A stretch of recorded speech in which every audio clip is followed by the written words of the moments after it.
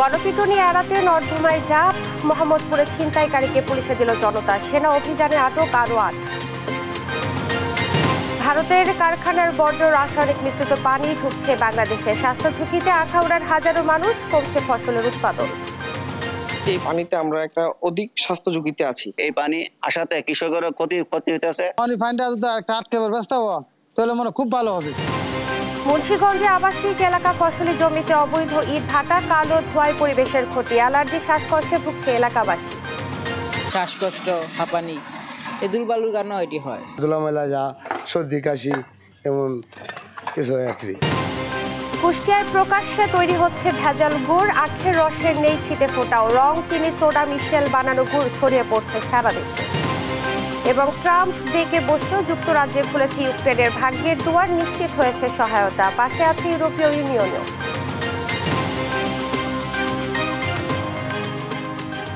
দেখছিলেন সংবাদ শিরোনাম, সঙ্গে আছি আমি ইশরাত জাহান মনি। এবারে বিস্তারিত। রাজধানীর মোহাম্মদপুর রাত 11টায় জনতার রোষানলে পড়ে দেশীয় অস্ত্রসহ এক ছিনতাইকারী। পরে সোহরাওয়ার্দী মেডিকেল কলেজে চিকিৎসা দিয়ে থানায় নিয়ে আসে পুলিশ।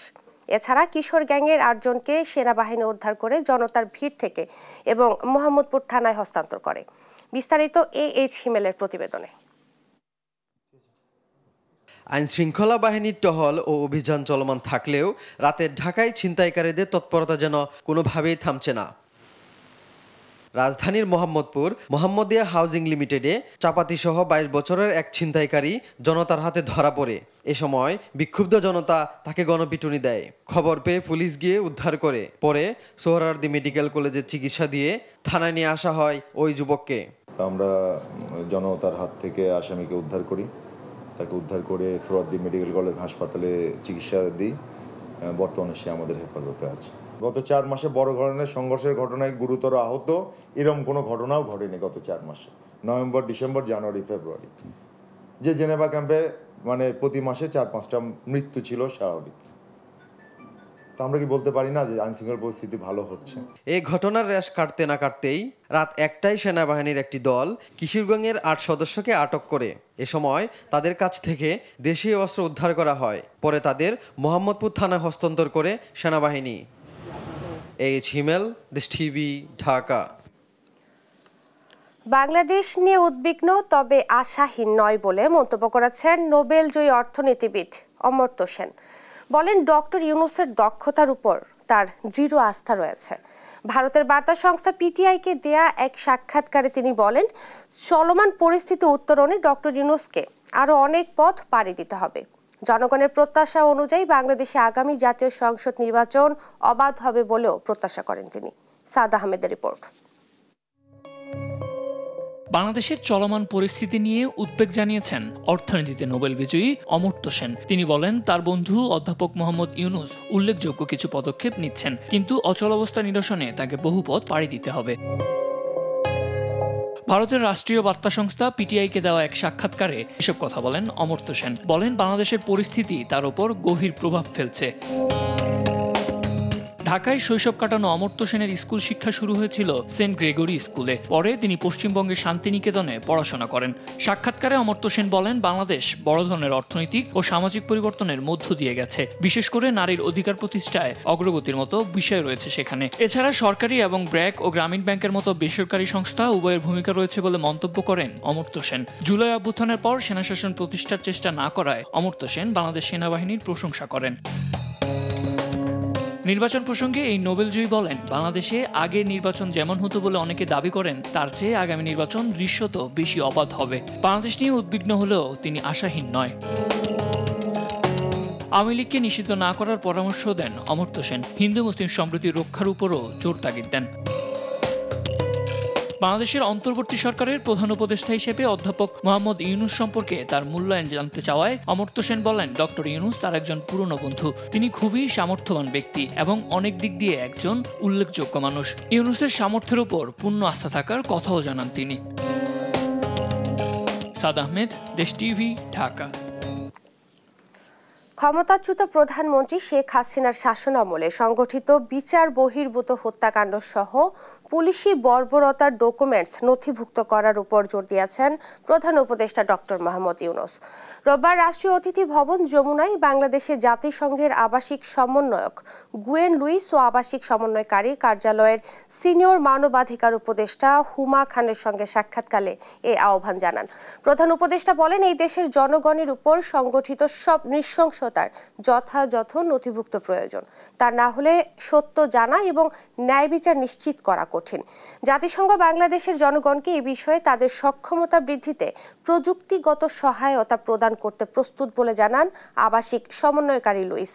বলেন, এটি নিরাময় ও সত্য প্রতিষ্ঠার প্রক্রিয়া। এ সময় জুলাই আন্দোলনে হত্যাকাণ্ড নিয়ে প্রতিবেদনের জন্য জাতিসংঘকে ধন্যবাদ জানান প্রধান উপদেষ্টা।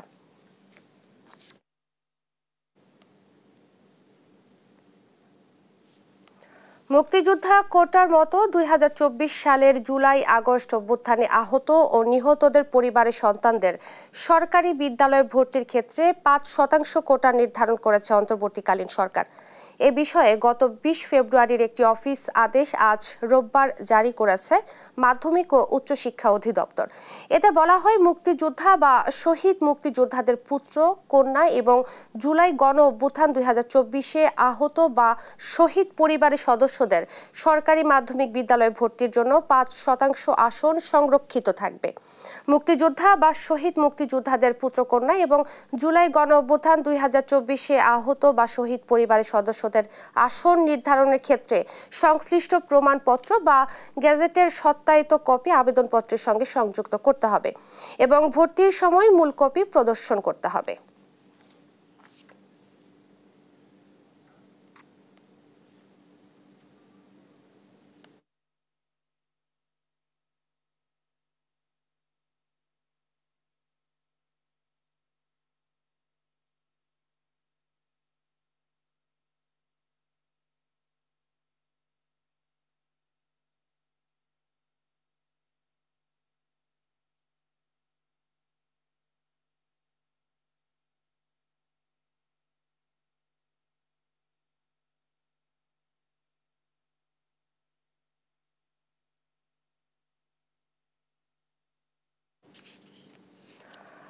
কথা বলছেন ব্যারিস্টার মাহমুদ্দিন খোকন। আমরা সরাসরি চলে যাচ্ছি সেখানে।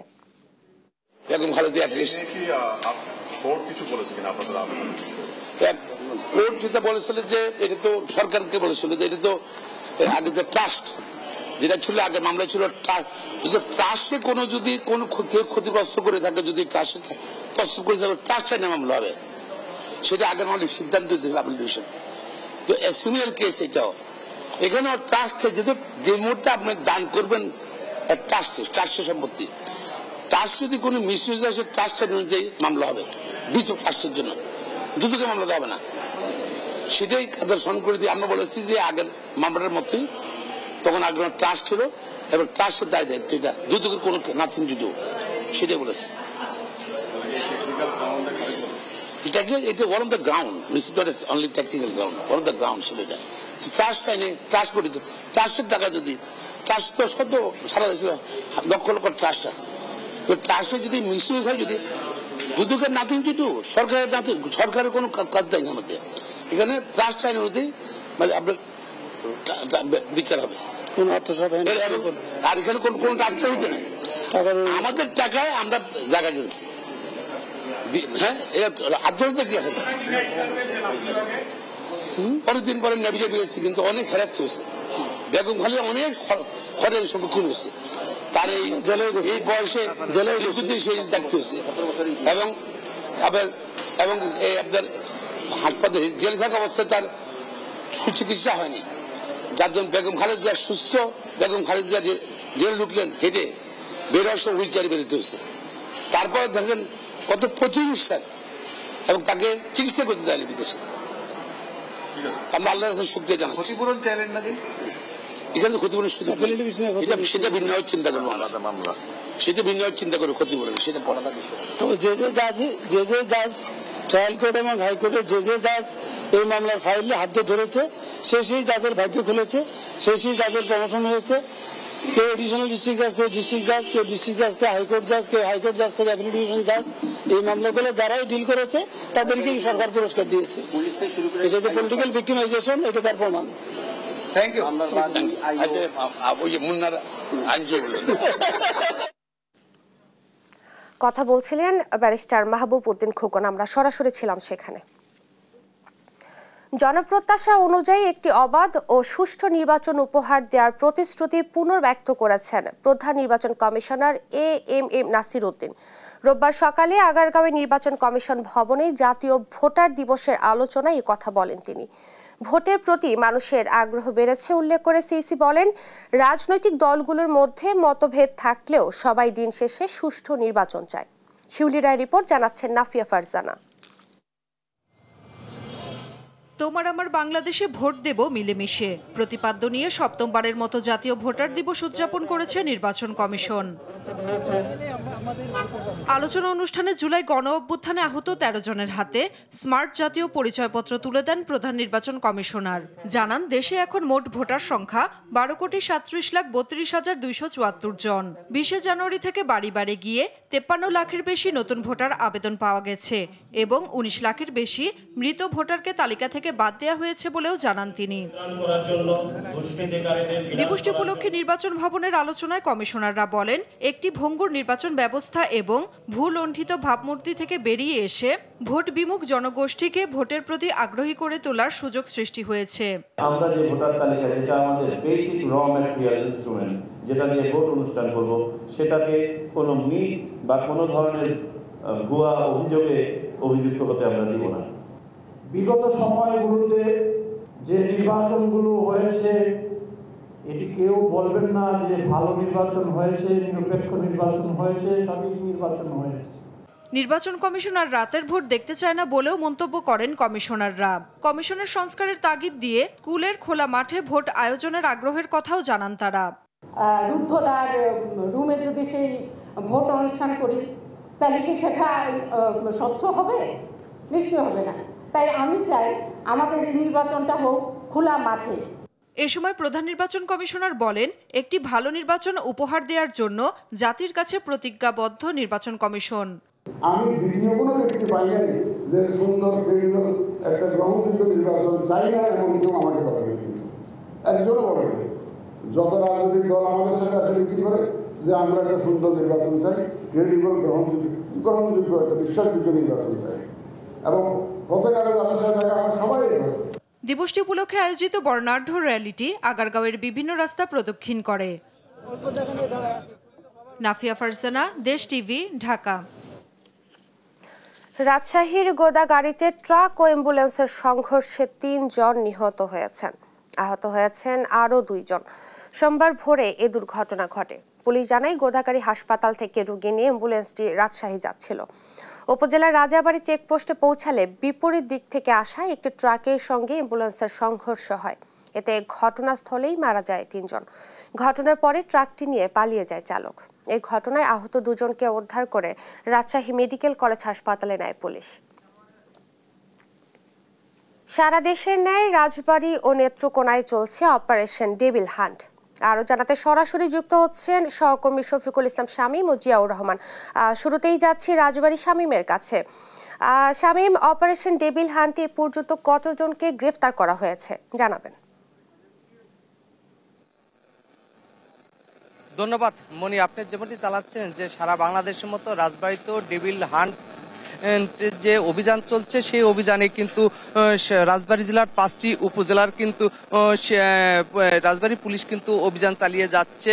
আমরা জানি রাজবাড়ী জেলা পুলিশের সাথে আমি কথা বলেছি, তারা জানিয়েছেন যে 5টি থানায়, রাজবাড়ী জেলার 5টি থানায়, 5টা থানায় যে পুলিশ এবং ডিবি পুলিশ সার্বক্ষণিক কিন্তু ডেভিল হান্ট যে অপারেশন চলছে, সেই অপারেশনের কার্যক্রম তারা চালিয়ে যাচ্ছে। ইতিমধ্যে কিন্তু রাজবাড়ী জেলা থেকে রাজবাড়ী জেলা আওয়ামী লীগের লীগের সহসভাপতি এবং সাবেক জেলা পরিষদের চেয়ারম্যান ফকির আব্দুল জব্বার, জেলা ছাত্রলীগের নিষিদ্ধ ঘোষিত ছাত্রলীগের সাবেক সাধারণ সম্পাদক এরশাদ সহ যুবলীগের ছাত্রলীগের এবং আওয়ামী লীগের বিভিন্ন নেতাকর্মী বা কয়েকটি ইউনিয়নের চেয়ারম্যানকেও কিন্তু ইতিমধ্যে গ্রেপ্তার করেছে রাজবাড়ী জেলা পুলিশ। তো এই অভিযানটি কিন্তু চলমান রয়েছে, এই বিষয়টি কিন্তু নিশ্চিত করেছেন বিভিন্ন থানার যে সকল ভারপ্রাপ্ত কর্মকর্তা রয়েছে, তারা কিন্তু এই বিষয়টি নিশ্চিত করেছেন।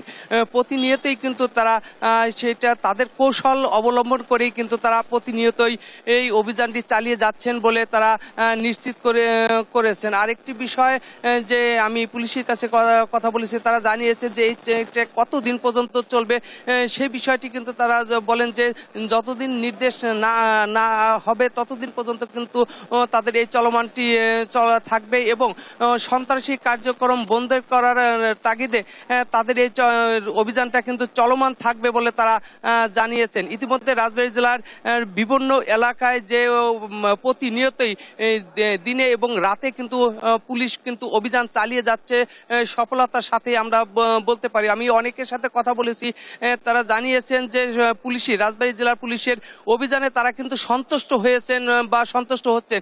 ইতিমধ্যে যে রাজবাড়ী জেলার বিভিন্ন সন্ত্রাসীরা কিন্তু অনেকেই গ্রেপ্তার হয়েছেন এবং অনেকেই কিন্তু গা ঢাকা দিয়েছেন বলে তারা জানিয়েছেন।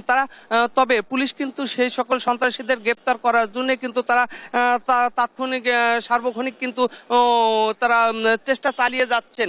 তো সব মিলে বলা যায় যে এখন পর্যন্ত রাজবাড়ী জেলার আইন শৃঙ্খলা কিন্তু ঠিক আছে বা তাদের উন্নতি আছে এবং আরো উন্নতি হবে বলে রাজবাড়ী জেলা পুলিশ কিন্তু আমাদের নিশ্চিত করেছেন। তো এই ছিল রাজবাড়ী জেলার আইন শৃঙ্খলা বাহিনীর সর্বশেষ সংবাদ। আমি এখন চলে যাচ্ছি, আমার আরেক সহকর্মী রয়েছেন নেত্রকোনা জিয়াউদ্দিন।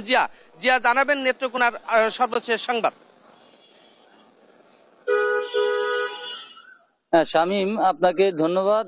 আমি নেত্রকোনার যে ডেভিল হান্ট অভিযানের যে সর্বশেষ পরিস্থিতি সেটি যদি আপনাদেরকে আমি জানাতে চাই, তো আমরা নেত্রকোনায় কিন্তু একটি হাওর জেলা, এই হাওর জেলায় 10টি উপজেলা রয়েছে।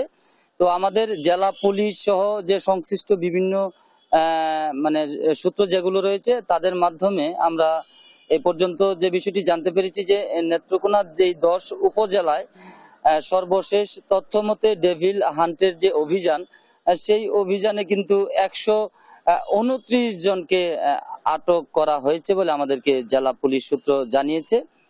তো আমি যদি একটু বলি যে এই অভিযানটি যে শুরু হওয়ার পর থেকেই এই জেলার যে বিভিন্ন উপজেলা রয়েছে, প্রত্যেকটা উপজেলা পর্যায়ে কিন্তু থানা পুলিশ, ডিবি পুলিশ এবং সংশ্লিষ্ট যারা আইন শৃঙ্খলা বাহিনীর সদস্য যারা আছেন তারা কিন্তু এই অভিযান চালিয়ে যাচ্ছেন নিয়মিতভাবে। অভিযান শুরুর পরে যে বিষয়টি দেখা গেছে যে আসলে এই যে সামাজিক যে অপরাধ, বিশেষ করে বিভিন্ন সন্ত্রাস এবং আপনার কি বলবো যে ছোটখাটো অপরাধী যারা আছে তারা অনেকে কিন্তু আসলে গা ঢাকা দিয়েছে এবং 129 জনকে কিন্তু আটক করার বিষয়টি আমরা জানতে পেরেছি। তাদেরকে আটক করে কিন্তু কারাগারে এরই মধ্যে পাঠানো হয়েছে। তো আমরা জেলা পুলিশ সুপার জনাব মির্জা সায়েম মাহমুদ, ওনার সাথে আমি আজকেই সকালে কথা বলেছি।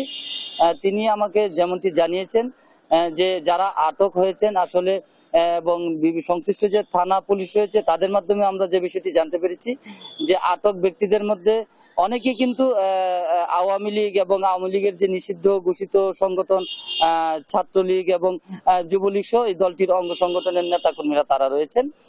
তো আরেকটি বিষয় আমি বলি, এই সর্বশেষ জেলার যে আইন শৃঙ্খলা পরিস্থিতি, ডেভিল হান্ট অভিযান চালুর পর থেকে কিন্তু আইন শৃঙ্খলা পরিস্থিতি অনেকটাই স্বাভাবিক রয়েছে। তো সাধারণ যে মানুষ তারাও কিন্তু এই অভিযানের প্রতি সন্তুষ্টি প্রকাশ করেছেন এবং তাদের দাবি যে এই অভিযানটি যদি অব্যাহত থাকে তাহলে আসলে অপরাধীরা এই সমাজে যে কোনো ধরনের অপরাধ সংগঠিত করা, সন্ত্রাসী কর্মকাণ্ড করা থেকে তারা বিরত থাকবেন, এমনটাই কিন্তু সাধারণ মানুষের দাবি। তো আমার কাছে এই ছিল নেত্রকোনা থেকে ডেভিল হান্ট অভিযানের সর্বশেষ পরিস্থিতি। আপনাদের দুইজনকেই ধন্যবাদ। রাজবাড়ী ও নেত্রকোনা থেকে অপারেশন ডেভিল হান্ট কার্যক্রম নিয়ে বিস্তারিত জানাচ্ছিলেন সহকর্মী শফিকুল ইসলাম শামীম এবং জিয়াউর রহমান। ব্রাহ্মণবাড়িয়ার আখাউড়া সীমান্তের কালুন্দি খাল হয়ে প্রায় 20 বছর ধরে ভারতের ত্রিপুরা থেকে আসছে বর্জ্য ও কেমিক্যাল মিশ্রিত কালো পানি। এতে স্থানীয়রা স্বাস্থ্য ঝুঁকিতে পড়ছেন, জীববৈচিত্র্য ধ্বংস হচ্ছে এবং নিরাপদ খাদ্য উৎপাদন নিয়ে উদ্বেগ বাড়ছে। এদিকে খালে পানি ছাড়ার আগে তা পরিশোধন করার বিষয়ে আলোচনা চলছে বলে জানান জেলা প্রশাসক। সহকর্মী মেহিদুর পরশের পাঠানো তথ্য ছবিতে বিস্তারিত অঙ্কন চৌধুরীর রিপোর্টে।